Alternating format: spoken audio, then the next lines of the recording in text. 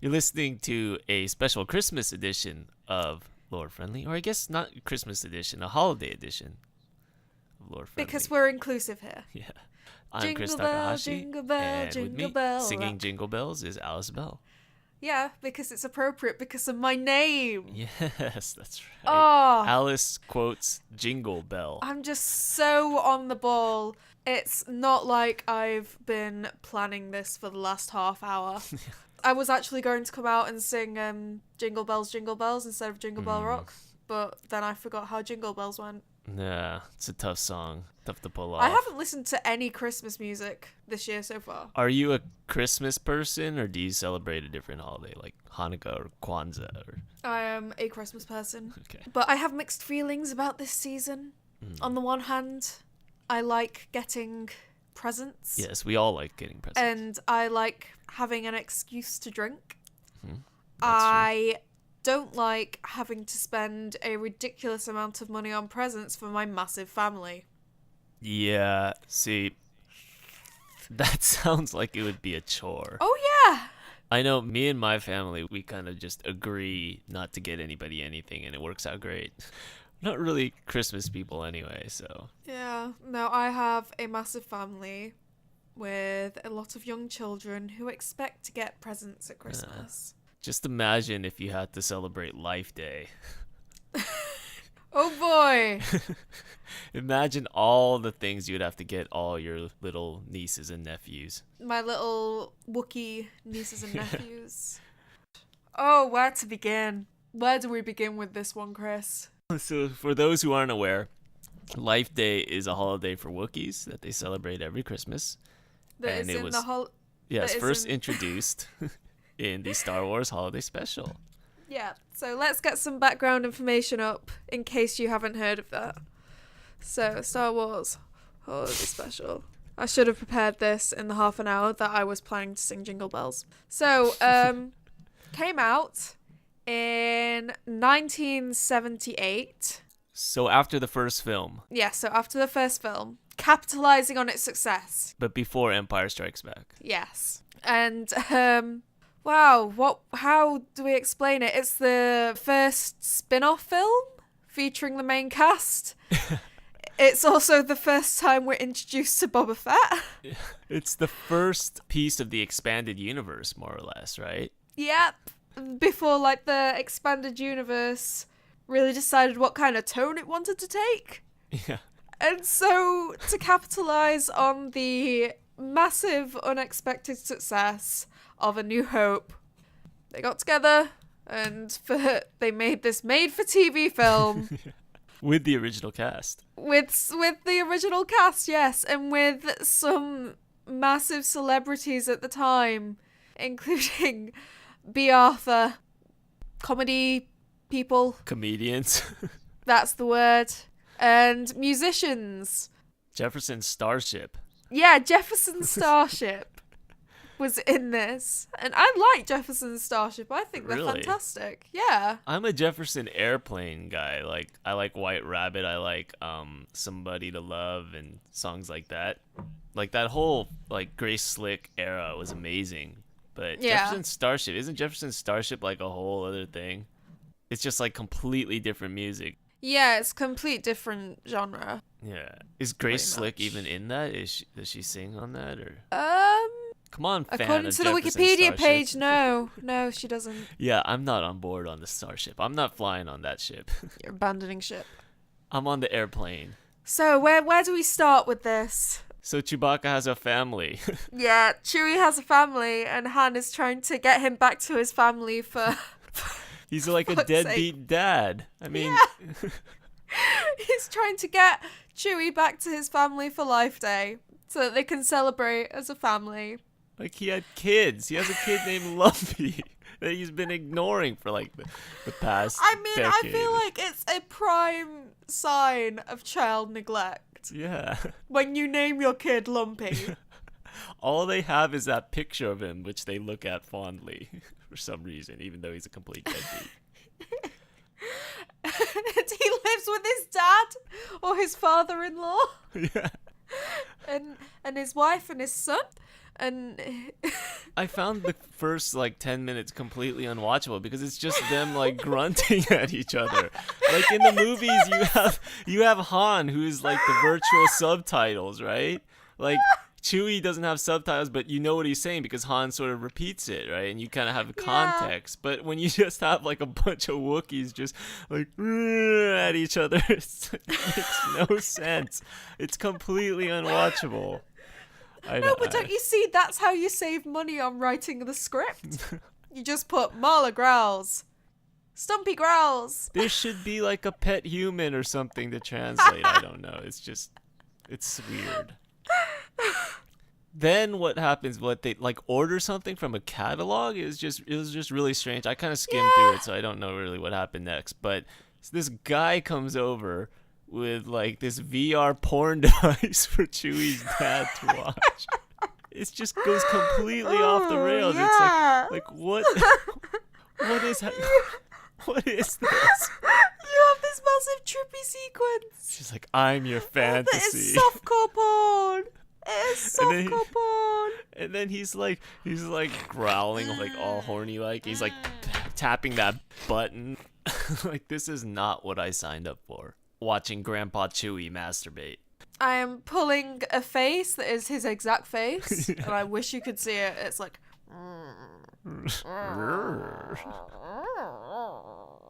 Yeah, tap that button, Itchy. His name is Itchy, by the way. Yeah. Poor Chewie, he's the only one with a normal name. Yeah, Chewie. Itchy, Chewie, Lumpy. Mala is the one with the normal name. Yeah, Mala's quite a nice name. Thankfully was named outside of the family. Yeah, good on her. Yeah, so at some point they contact Luke Skywalker. Yes. Who and Mark Hamill looks like he's been on the beach for He does. about a year. I gotta say, he was a lot less surly back in the day. Back in the Christmas special days. I don't think he's actually surly. He's just... We'll get onto that in a bit, but yeah. And there's a chef show with a guy in drag. Yes. And forearms. Which is just the weirdest fucking thing. Yeah, this is the part where I started to tune out because it's just weird. It's not even like so bad it's funny kind of weird. It's just bad. I don't understand it. It's just awful. Whip, star, beat, whip, star, beat, whip. I think that was a pretty accurate imitation, to be honest. And then we have some stormtroopers turn up and search the house, and they rip everything apart, and they ruin poor old Stumpy's Christmas present, I think. And Lumpy goes and watches a cartoon, an in-universe cartoon of Chewie's adventures, which has Boba Fett in it, and it's just... do the rebels have like a propaganda division? How is there a cartoon produced in universe? I don't quite get it. I thought it was a welcome break from whatever that thing is that Yeah. Lumpy was wearing, because that was Oh god, yeah. the costuming wasn't as good as the movie version. let's say. That's a nice way to put it. Yeah, so then we get like a soap opera with B. Arthur in it, who has probably the best bit of the whole thing, to be honest, which is just a nice little musical number. There was a lot of singing in this. Like, we had the Jefferson Starship. We also had the singing at the end with Princess Leia singing the Tree of Life song. Yeah. Oh, she is so high. She just looks completely spaced out.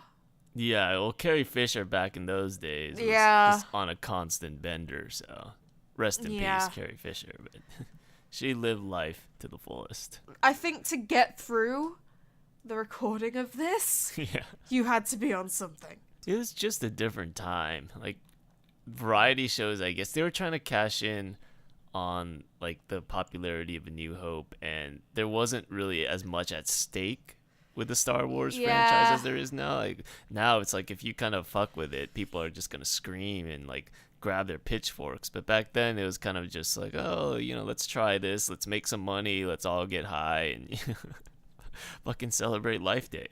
I love it. It's so bad. See, I don't love it at all. I thought it was fucking awful. I think it's fucking awful, and that's why I love it, because I have horrible, horrible taste. Yeah, but there are things that are so bad that they're good. Yeah, like The Room. Yeah, and then there are things that are just bad, and this was bad.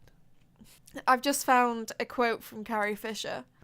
She said that she used to show it at parties, mainly at the end of the night when I want people to leave. Oh, nice. Oh, I fucking love that woman. She's amazing. She's awesome. Yeah, so now that we've gone over the Christmas part of the podcast. The Life Day part of the podcast. I really don't think that there's anything else to say No. about the atrocity other than everyone should watch it. It is available on YouTube. And celebrate Do Life yourself a favor and watch the biggest train wreck of a holiday special you will ever see. Speaking of Star Wars. Star Wars, yes. Last Jedi. So you finally got to see it. I did. I forgot my earplugs though. I was You're so just mad. so old. Oh, Chris. I think it's a sign of my youth. Old people, they can't hear anything. They're just like, what?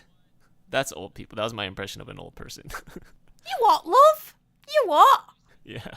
You what? What's up, Doc? But me, my ears are so fresh and so untainted by noise pollution that society emits that when I go in the movie theater, I'm like, what the fuck? Why is this so loud? Then again, that's what old people say too. They just like turn that music down, don't they? Yeah. Yeah. Maybe, yeah, I think you're just getting old, Chris. But yeah, it was way too loud, first of all. But the other thing I noticed that kind of signifies that I'm old, because I'm at an age where I don't care what I look like, so I just went there in, I guess they're called track pants? I don't know what they're called. It's like Tracksuit Adidas. bottoms. Tracky Yeah, bottoms. yeah, and a hoodie. And so Yeah. I go there, and next to me in line is this like 75-year-old Asian guy with his kid, and he's wearing the exact same thing as me. Oh, wow. His hair is all gray. What's left of his Oh, hair. Chris. And I'm like, this dude is wearing the exact same outfit. I'm like, oh man, now I know I'm old. You're part of the family. Yeah. It's a brief look into your future. Yeah. It was kind of hilarious. But yeah, the movie. Enough about me and my decomposing. The movie. Should we talk about it generally first? Avoid spoilers? Yeah. Yeah. Yeah, we'll throw up a spoiler warning because obviously Okay. it's a new and highly anticipated release.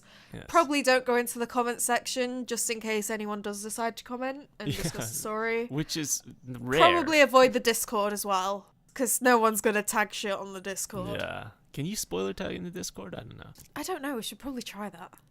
What'd you think of the film in general? I wasn't as blown away with it as I was with Force Awakens. But that's because I didn't let myself get as hyped up for it as I did with The Force Awakens. Okay. You had your salt ready. Yeah. I've learnt to set my expectations fairly low. So, like, when The Force Awakens met pretty much all of my expectations, I was like, yes, I am here for it. I can actually be happy for once. This, I was like, yeah, it's exceeding my expectations, but I'm not blown away by it, kind of thing. It was a good movie. Definitely one of the better movies that I've seen this year. Mm-hmm. And there were a lot of story beats that I know that The Force Awakens is basically a clone of A New Hope. Right. It was a completely different story to... Well, completely different story, but it wasn't like a carbon copy of Empire Strikes Back. Well, what this was is almost a response to that criticism, I think. It was almost like a deliberate subversion of all the classic hero tropes that we got in the first trilogy and in The Force Awakens. Like, it was almost like they heard that advice and they were like, okay, Well, fuck you guys. let's lead them down this path and then flip you upside down and just... Yeah. They, like, walked you down those same story beats before, like, completely reversing course. So, I think... because of that, it's probably going to age better, and it's probably going to have less of the initial joy that you got from watching it. Like with Force Awakens, it hit those same classic beats. It's Because it was hitting all the nostalgia buttons. yeah. So when you watch it, you're like, whoa, this is great. But then like after some time, you're like, wait a minute. It was kind of like the same thing yeah. we saw before. Whereas this one, I think it's going to be the opposite reaction, where there's a little bit kind of hesitancy because of like all the stuff that happened. But then after a while, you kind of think about it and you're like, oh, wait, but that was interesting how they did that, how they made it a story about failure as opposed to heroes like succeeding with harebrained plans that they had in like the early trilogies and stuff like that. Yeah, I think that's a really good summary of it. Who was your favorite character without going into spoilers? Rose! How can Rose it not was be Rose? absolutely amazing. She was the breakout star of this film. Yes. She was absolutely incredible. She was a really well-written character. She was understandable. She was believable. She was really sympathetic. And charming. And she was bad fucking ass. Yes. She had a very good arc, too, from the beginning to the end.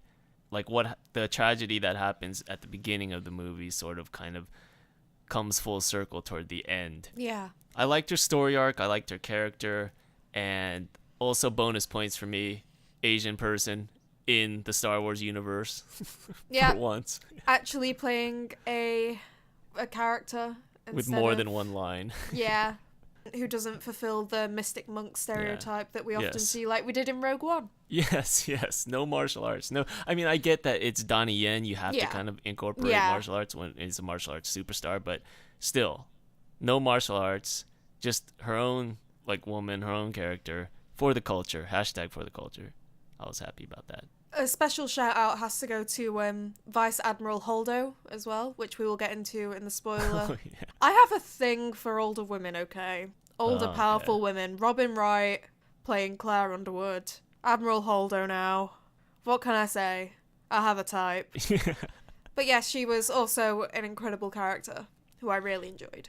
Yeah, they kind of, again, with the subversion of what you would typically expect, they kind of played her as one thing, and then they pulled the rug out under you, And she has a fantastic backstory, in the extended universe. Like, she is an actual established character. I didn't know that. She has a long history with Leia, and I kind of want to read it properly, because I've only read a summary. Yeah, even though it's technically not canon, it's more or less canon, right? Yeah. It's like Legends, or whatever, Star Wars Legends. Yeah. Should we go into the spoiler section? Yeah, so we're going into spoilers now, guys. If you want to not hear spoilers, you should probably shut off now, or if you want to help us get that retention rate money, maybe just switch off your speakers and just let the video play in the background. People should just do that constantly. Yeah. Just let it play. I might sign into all my computers at uni and just put all the podcasts on repeat. Every computer. Just stream it constantly on repeat. Yes. That'll get us a couple of pennies.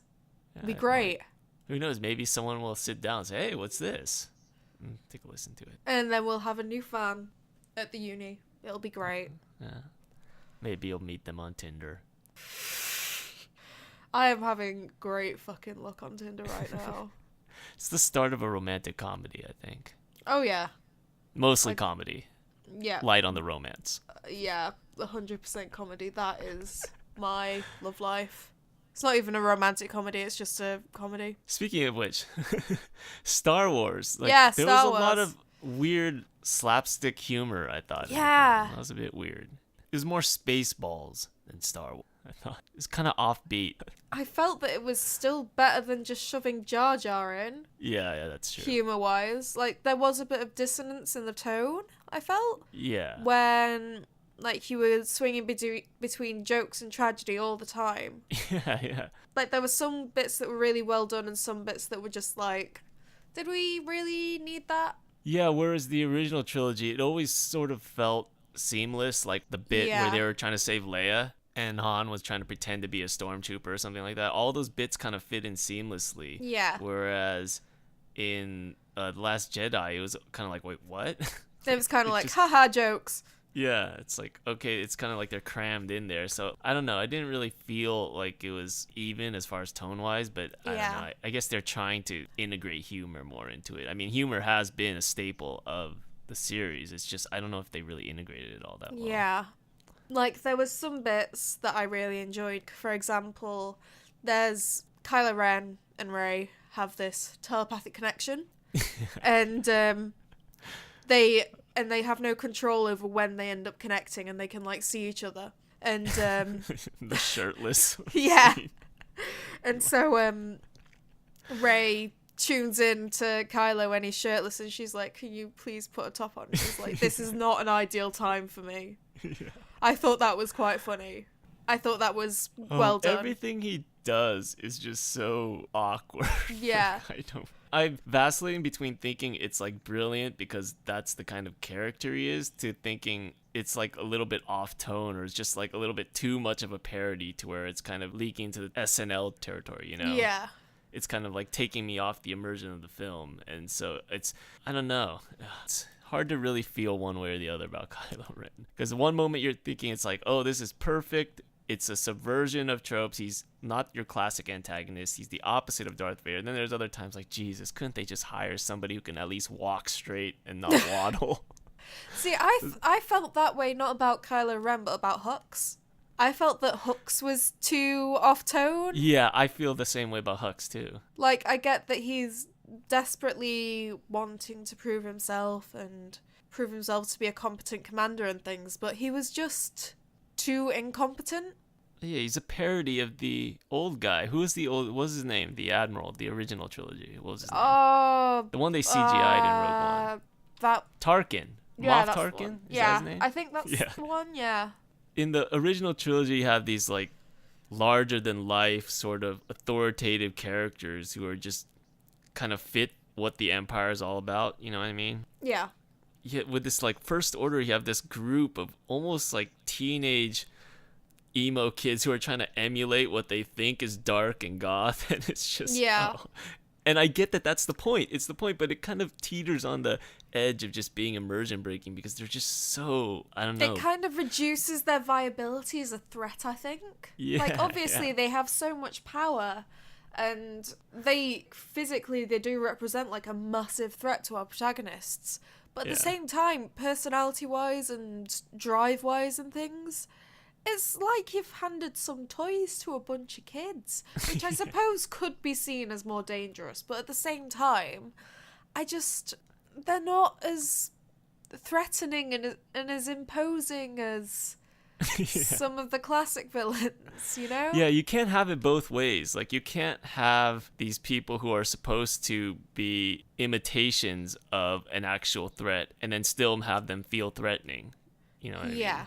But yeah, on that note of subverting tropes, the one part I liked about it is there was a lot of failing. And like, if we Yes. start off with in Act 1 with Poe and his plan to just like bomb the destroyer or whatever, ended up getting people killed. Yeah, and it ended up with a massive amount of deaths that weren't needed. Yeah, and then in Act 2, they have Finn and Poe come up with this crazy harebrained plan, which in the original trilogy would have worked, right? Yeah. It would have saved the day. Somehow but it would have worked, yeah. Yeah, but in this version, it turns out that ended up getting more people killed because Yeah. we had Benicio del Toro's character going and backstabbing Finn, and that was something I thought was interesting and gave this trilogy its own voice. Yeah. So you know the guy who was playing the hacker? Yeah, Benicio del Toro. right? Yeah. Yeah, I thought that it was Andy Serkis. No. I thought that it was him, and I thought this is Snoke. This is Snoke. He's, Oh, God. he's derailing the plan. This is Snoke in disguise. And No, I was see- waiting for that reveal, and I was like, oh, it's not the same character.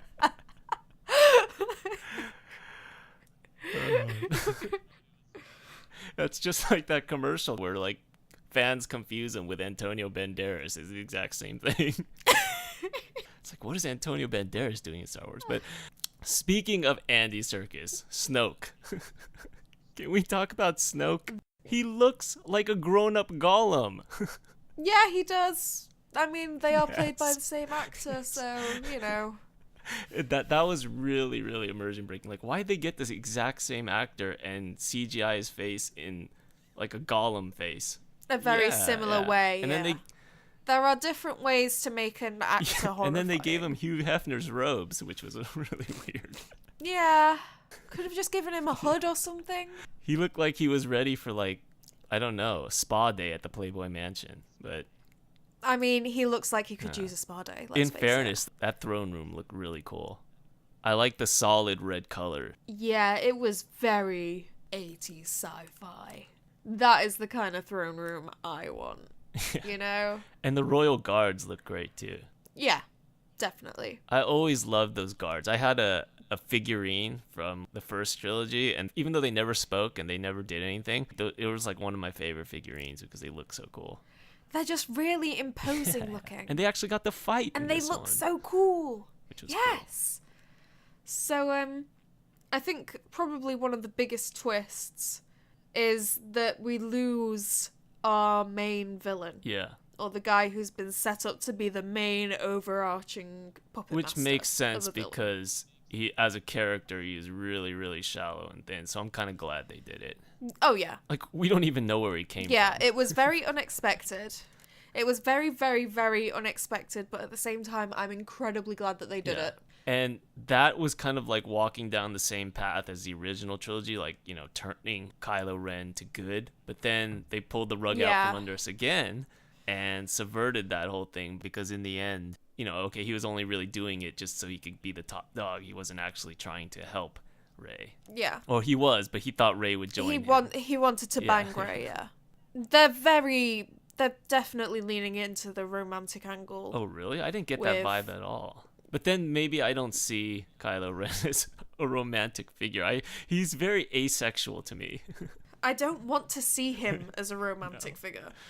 But he's a very, like, Byron-esque, tortured, romantic hero, which I don't like that I can see. Really? Because the way he talks, he's like always mumbling and shit. And the way he talked about Rey's parents, like, oh, they're nobodies are garbage. It's just, that's not something you say to a girl you're trying to impress. Yeah, that's why I don't like that there is a romantic angle to their relationship.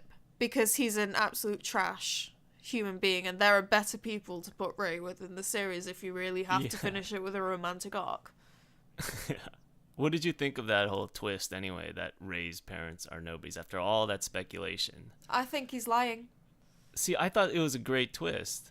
I thought they're going to stick with that, because the whole thing is about how they're subverting expectations. The expectations was that her parents were people of note, and they turned out to be just, you know, random anybody's. And then anybody can become a Force user. Anybody can become a great Jedi. And that is sort of a theme throughout the film, I thought.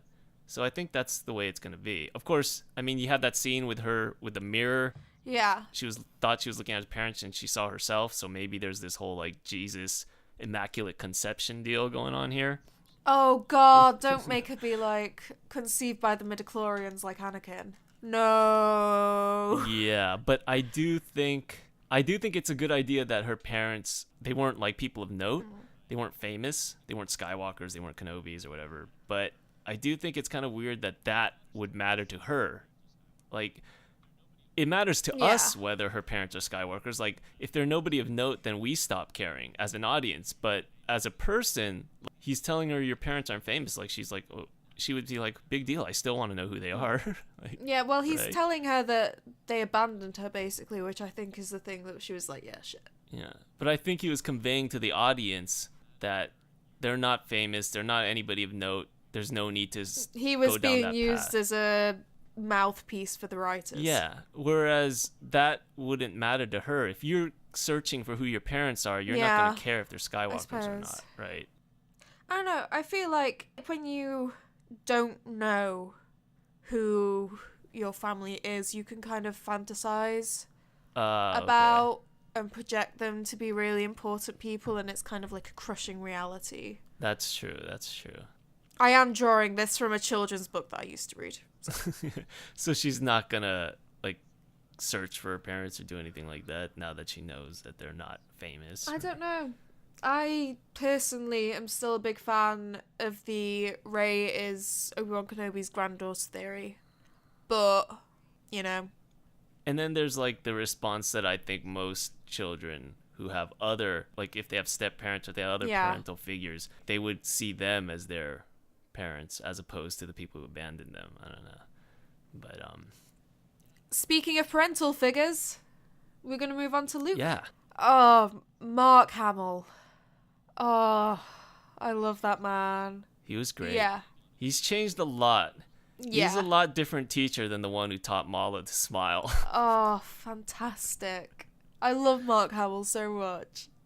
You can tell definitely that like he's changed which kind of projects that he works in, and they had to work his character around the style of acting that he's now more used to, because he doesn't do serious, like super dramatic acting very often, at least physically. Yeah. Because obviously he's a very famous voice actor. He did the Joker. He's been working in video games and animation for years and years and years instead of doing film work. Like, I think the last film role that he had, it was either as part of the Flash TV show or The Kingsman, and neither of which were particularly dramatic roles. Yeah, he was really good in this. Yeah, they had to write his character to suit his preferred style of acting, which worked really, really well. Play to your actor's strengths. He was fantastic. Yeah, it just reminds me of a typical like teacher-student relationship where the master's sort of unwilling to train the eager student. He was just gruff and brusque kind of and sassy as fuck. I absolutely loved his performance. He hit all the right notes. Yeah, I really And this is what I'm really happy that we got, considering that Carrie Fisher passed on last year. I'm really, really glad that we got a reunion between Luke and Leia. Oh, yeah, that was sweet. Because they have been really close friends since they were filming the original trilogy. And so to see them reunite on screen. Yeah, that was a touching moment. There was a lot of, like, good moments like that. Really touching, yeah. But going back to the training sequence, I really liked how they sort of abandoned the whole dark and light concept and went for a little bit more ambiguity. Yeah. Like they had Rey jump down the hole, and it was supposed to be this, like when Luke went to the whole dark side of the forest, it was like this big thing, and like all these like evil emotions were surrounding him. But in Rey's case, she just jumped down. It was no big deal. Just like me. Yeah. Saw a bunch of different versions of herself, past and present, future. So like, you know, they're separated by like half a second or something. I thought that was a kind of cool gimmick. Yeah, that was a really, really cool sequence, like visually. And Luke would talk about how the Jedi's fucked up and that they didn't have all the answers. And so they were really trying to get rid of the whole like black and white deal with the binary Force. kind of thing. One thing I thought was confusing, though, or I thought didn't really do justice to the original trilogy, was like Luke's obsession with like the old Jedi history and the texts and the temple and all how sacred they were. Like, that's not his training. He didn't train like under traditional Jedi instruction. No. He trained in a fucking forest with a madman. So with a little imp. Yeah. And that was the whole thing. Like, he thought when he went to the Dagobah system, he was going to meet this great Jedi master, and they were going to, like, train in the old way. And it turned out that wasn't the case. So it was, I don't know, it was a bit of a disservice to the original trilogy Luke. That he was this kind of guy who kind of really believed in sacred texts and sacred Jedi temples and shit like that. And that he had to kind of unlearn that all over again. That the Force isn't about, you know, light and dark. That the Force is this, like, force, for lack of a better word, that connects the whole universe, right? Yeah. And so that was something I felt like he learned in Empire Strikes Back. So I don't know. I didn't think he needed to learn that again. But yeah, the other thing that I thought was kind of a disservice to his old character was he's the guy who in Return of the Jedi saw the conflict in Darth fucking Vader, right? He saw the good in Darth Vader, and now he wants to kill his like little nephew who's like barely a teenager. It was a little bit weird. Because he saw a little dark in him? Apparently it was a lot of dark. Yeah, but he saw the good in Darth Vader. Vader. Darth Vader killed lots of little Padawans. Yes, he saw the good in him. And yet Ben Solo, who's not even like a bad guy yet, he's like not even gonna even try. Yeah, that Yeah. kind of struck me as a little bit odd. But I don't know. It was a cool twist, but at the same time, it was a twist I thought that was an expense of everything that happened in Return of the Jedi. So I don't know. Yeah, I liked how we got like both sides of that story though. Yeah, that was good. How we got Luke's side, how we got Ben's side, and then how finally the two come together. Yeah, but well, obviously, I think Luke was in the wrong. Yeah. You don't threaten to kill your nephew even on a moment of impulse. Yeah, he was using precog more or less. It's like judging the guy before they even committed the crime, which again Yeah. is just so fucking out of character for him. But I admit people can change. I mean, Luke, the naive young idealist, is different than Luke, the old sourpuss. He's no longer teaching Wookiees to smile, so Yeah. it's a little bit different. No longer doing holiday specials with the rest of the gang. No. He's just like, commercialization of Christmas, of Yeah. Life Day. So different person, but Yeah. still, I just feel like, I mean, that's kind of like my issue with this trilogy being set so close to the original trilogy, is that it kind of just makes everything that happened there meaningless. How long did they have peace? That's a very good question. 20 years? Actually. Yeah. All of that for like, it was barely like a blip in the continuum. And so Yeah. when Rey brings balance to the Force or whatever, and everything's all hunky-dory, like how long is that gonna last? Yeah. 10 years? 20 years? How long before the second order shows up? What else? We haven't talked about Leia. There was that Oh, yeah. wonderful sequence where, honestly, I thought that because of real life circumstances, I thought that just that was how they were writing her out the film. Oh, yeah. The entire, like, bridge was just destroyed, and Leia gets blown up and thrown into space, Yeah. drowning in starlight, as I believe was how she said that she wished to go. Not being strangled by her own bra. Yeah. And then she brings herself back Yes. with the Force, which was... That was probably the weirdest part of the film for me. Yeah, it was worse because of the fact that the CGI looked bad. Yeah, the CGI was bad on that. Yeah. Like, it was really not good. It seemed like it had been very rushed out. kind Yeah, of so that thing. whole scene, it just, I don't know, it felt a little bit awkward. I don't know. Yeah. I was happy that she was still alive. I was happy that she got all those subsequent scenes, but Yeah. I don't know. That whole scene just, That scene could have been done better. yeah, I think it was more like the CGI, her floating like 30 feet, and it took 5 Yeah. or 6 seconds. I think it would have been cooler if like, she used the Force like in a small way, just like to open a hatch or a lock to get inside Yeah. like the spaceship, as opposed to just using it to like, Be an actual space angel. yeah. She isn't trained in the Force. It Yeah. takes a lot to, be able to withstand the vacuum of space. Like, aren't you meant to, like, freeze to death Yeah. instantly and Something suffocate? more subtle and Yeah. nuanced would have been nice. So I don't hate the idea of her using the Force to save herself. The execution could have been better. Could have been a lot better, yes. We haven't talked about Finn and Rose yet, properly. Oh yeah, I could talk all day about Rose. They are one of the best team-ups. No, they are the best team-up in the film. Yes. By and large, their character interaction is fantastic. It's a story about two people who have been orphaned and torn apart from their families by the First Order in different ways. And it's just a wonderful kind of exploration of how that's affected them both. But especially Rose. Yeah, they have such good chemistry, and like the initial encounter they had was the kind of humor that's right for Star Wars. But what did you think of the whole casino adventure they had? I thought it was a really ham-fisted way of getting across the message of corporations are bad and they profit off of war and stuff. Yeah. But at the same time, it was a really visually impressive scene, so I can't complain too much about it. Like, the decadence was fantastic. The decadence was great. I didn't feel like it was Star Warsy though. It felt like just a No. normal casino. I thought we were in Vegas. More or less. Yeah, I can see that. They're definitely trying to go the opposite direction from the cantina in the original film. Yeah. Where the original film was like the Yeah, seedy because we never bar. really got to see any of, like, the really fancy. Yeah. upmarket places. I thought that was a good choice to go in the opposite direction. I'm always a fan of just not doing What's already been done, yeah, just kind of changing it up. So I thought that was a great idea. I don't know about the execution because there were aliens there, but it just didn't feel like an alien casino. They should have had games that were different. Like would they have craps? Did they have a craps table? I can't remember. I don't know games. The guy with the rose on his chest. I think he was playing craps. Like, well, the casino tables look like kind of casino tables you'd see in Vegas. So I don't know. It didn't feel alien to me. They had horse racing tracks more or less. They just changed the horses out.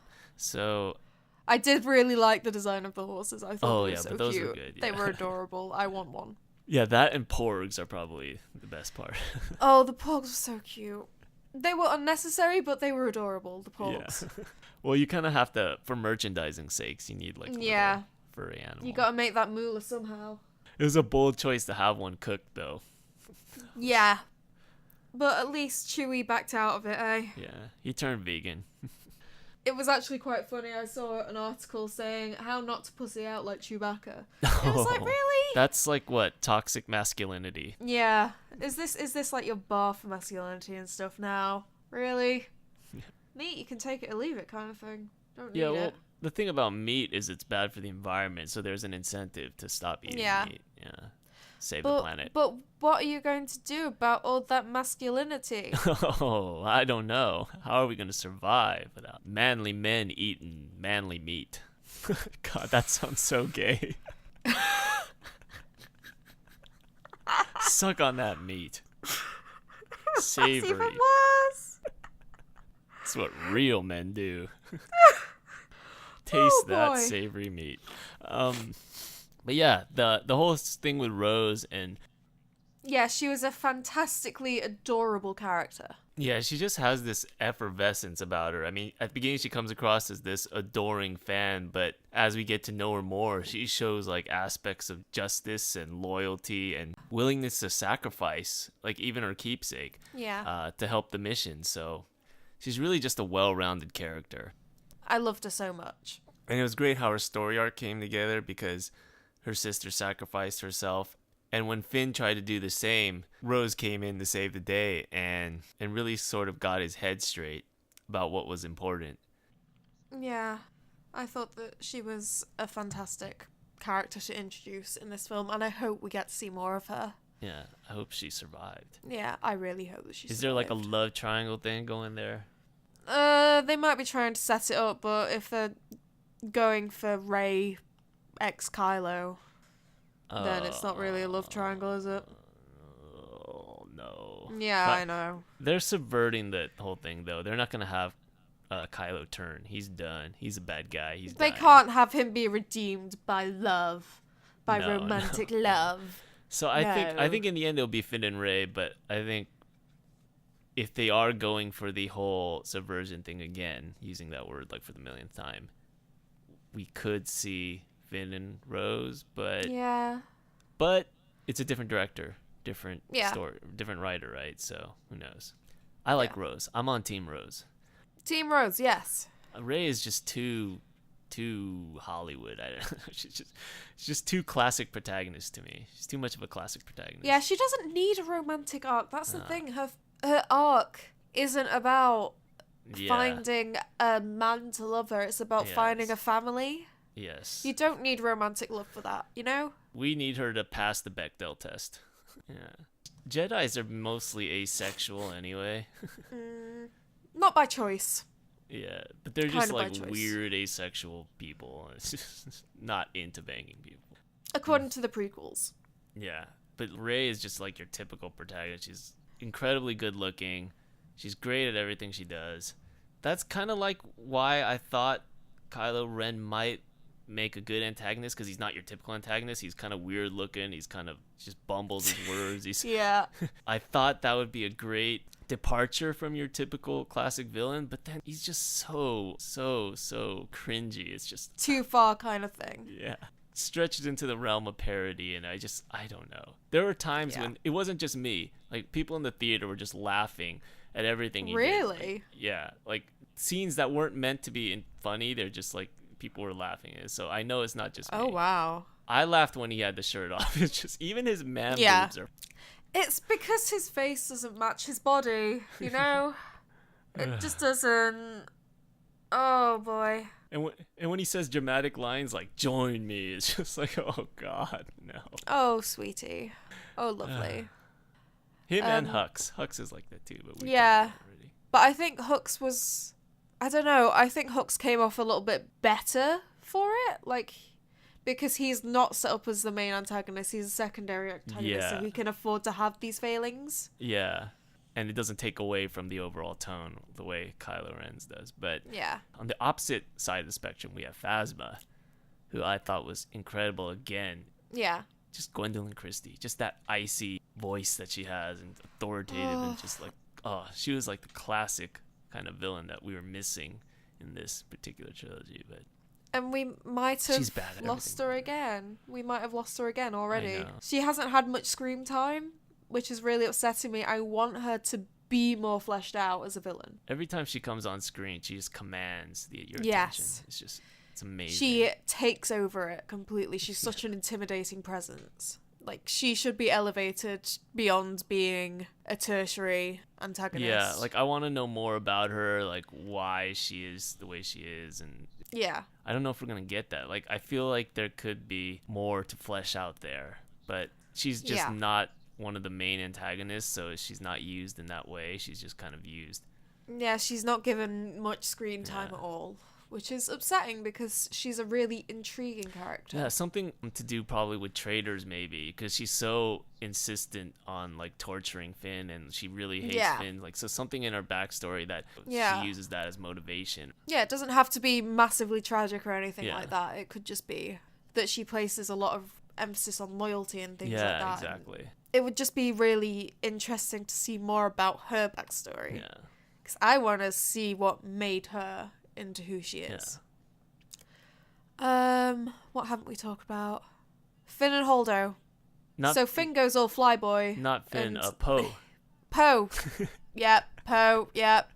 It's late. This is the second podcast we've recorded in 2 days, Chris. Poe and Holdo. So, yeah. So, Poe's main arc in this film is learning to be a leader and acknowledge consequences. Right. So, yes, he's a heroic character in the opening sequence, but it comes at a massive cost to the rest of his squad. And it comes as a massive cost for their resources and stuff. Like, they mentioned that they don't have any bombers left. And I think he kind of expects, once Leia goes into her coma, to be nominated as the guy in charge kind of thing. Yeah. And instead we get this very typically feminine older lady, Vice Admiral Holdo, who comes across as being a cold bitch who's going to sell them out. A cold and cowardly witch kind of thing. Yeah, and this kind of character type is the kind of always sticks to the rules, who is Yeah. almost incompetent in the way that they kind of adhere to rules and regulations and structure and procedure. Whereas Yeah. Poe is kind of like the guy who's always doing whatever it takes, and he's the kind of guy who's lionized usually in these type of films because he's willing to bend the rules, willing to take risks. And it turns out that his risk ends up costing a lot of lives, whereas Holdo's plan would have saved them. Yeah, it would have saved them all. And so I thought that was a nice little Except twist from as herself. Yeah, she was a really fantastic character, and I'm gutted that we didn't get more screen time with her. Because her sacrifice and, that scene where, to distract the First Order's fire, she decides to go out in a blaze of glory yeah, and just cut through their ship that was awesome. to let everyone get away. That is one of the most fantastic scenes that I have seen in a while. It takes such bravery, such sacrifice, and she went to do it willingly. Like, she didn't let anyone volunteer to take her place. She was like, no, this is my responsibility as commanding officer kind of thing. And it'll be interesting to see if all of what happened changes how Poe thinks in the third film. Yeah. I really, really hope that he grows a little bit to be a bit more cautious and to think things through a little bit, because this film was like the height of his impulsivity. Yeah. kind of thing. And it turned out to be really damaging. Yeah. The rebellion is pretty much in tatters. Yeah. There's, 200, 300 people left? Yeah, and if they show growth, it'll mean that this movie wasn't doing what it did just for the sake of like flipping things on its head or turning things on its head. It did it to motivate the characters. Yeah, exactly. So that's kind of what I'm hoping. But if he goes back to being impulsive, then all of this was just a parlor trick, more for or less. Nothing. Yeah. And her sacrifice was in vain, kind of thing. Yeah. So yeah, I thought it was a pretty good film, you know? I enjoyed it. In not just the fact that it was a response to the criticism of the first film, but just in general as something to give the new trilogy its own voice, to make it separate and distinct. Yeah. I thought it was a good direction. I don't like some of the sacrifices that it had to make to like Luke's character, but that's like a small detail compared to, I just think the overall trilogy, just taking its own path was a good thing. Yeah, I can agree with that. I think that's pretty fair. And some of the visuals were fantastic. Like the whole salt turning red. Oh, that was amazing. It was made for some really beautiful, like you could take screenshots of that scene and frame them. It was so beautiful. Any other thoughts? Go see it. After we spoiled the whole thing. It's pretty good. Well, we could maybe have a timestamp that says if you want to skip the spoilers. But really, we have nothing else to say but goodbye, probably. Have a good Christmas. Any plans for Christmas? Anything exciting? Not doing work for 7 days. Are you off school? Yeah, I'm off school for a month. Oh, nice. But I have 11,000 words to hand in in January. So I'm giving myself a week off. And that's all the holiday I get. Because fuck my life. So work on that. Enjoy your Life Day. Everyone out there, enjoy your Life Day or whatever holiday you celebrate. Yeah. And we'll see you again next year. Happy Life Day.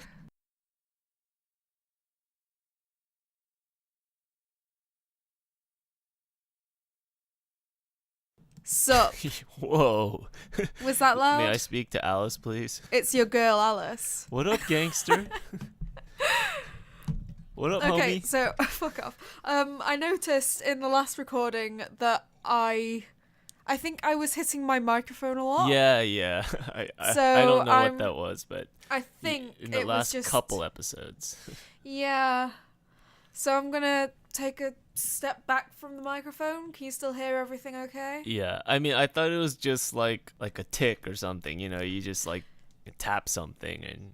Yeah, I basically when I speak, it was. I move my hand. Yeah, when I speak, I move my hands around a lot. Oh, okay. And so I end up like hitting the table or hitting my glass or whatever, and it shakes the microphone, and that's why you get the word ticking. Okay. I'm just too expressive. Okay. Well, that's a lot more interesting. I thought it was just like tapping something or like. No, I just wave my arms around when I'm speaking. I'm a very expressive person because I have no difference in tone in my voice. So you use your hands. Yeah, so I express everything very physically. And through wacky facial expressions. That no one can ever see. Only because... I do have a very flexible face. Only because we're not using video cameras. Which I would not like a video camera on me at 9 o'clock at night when I'm already into my pajamas. Well, plus we can't edit any of the podcasts. Imagine how that would look, like all the awkward silences taken out.